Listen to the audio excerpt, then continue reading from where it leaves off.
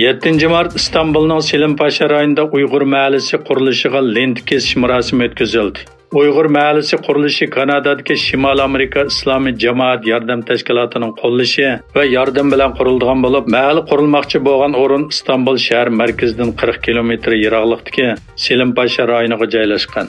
Uyg'ur ilm ma'rifat vaqfining sohibxonligi bilan o'tkazilgan marosim Qur'on tilovati bilan boshlangan bo'lib, marosimga Turkiyadagi har qaysi Sharq Turkiston tashkilotlarining mas'ullari, ulamolar, jamoat arboblari, Selimpaşada yashayotgan Uyg'urlar va o'quvchilardan bo'lib 300 ga yaqin kishi qatnashdi.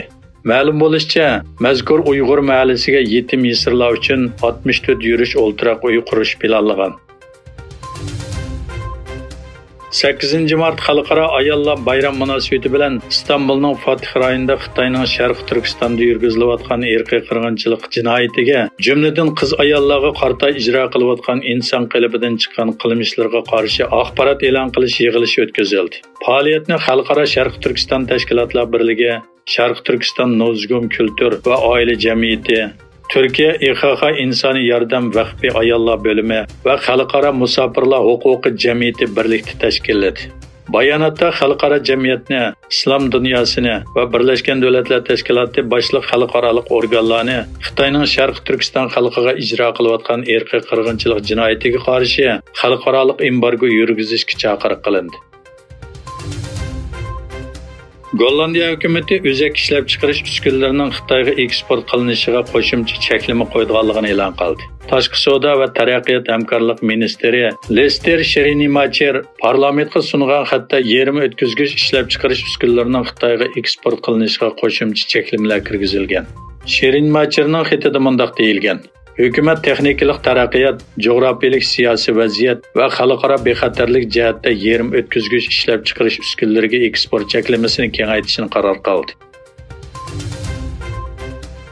Amerika Federatsiya tekshirish idorasi FBI'ning boshlig'i Christopher Wray Xitoy TikTok hambaxirlash torbeti orqali abonentlarning sonliq ma'lumotlari va uskunalarini ziyorat qila oladi hamda ular ustidan cho'ng sonliq ma'lumot mashg'uloti qila oladi dedi. Egilinishcha, Uray Davlatlik axborot idorasining boshlig'i Avril Haynes, Markaziy axborot idorasining boshlig'i Bill Bernes, Amerika Tor armiyasining qo'mondoni Chevirkom va Davlat bexatarlik idorasining boshlig'i general Paul Nicholson bilan Kengash palatasida o'tkazilgan Amerikaga keladigan dunyoviy tahdidlar to'g'risidagi yig'inga qatnashgan. Amerika parlamentining tuvan qanoti bo'lgan Avam palatasi Cumhuriyetçiler Partiyasining parlament a'zosi Mike Gaiter o'tirg'i qo'ygan qonun loyihasiga belat tashlab, prezident Joe Bidenni barliq Amerika askarlarini Suriyadan chekindirishga chaqirdi.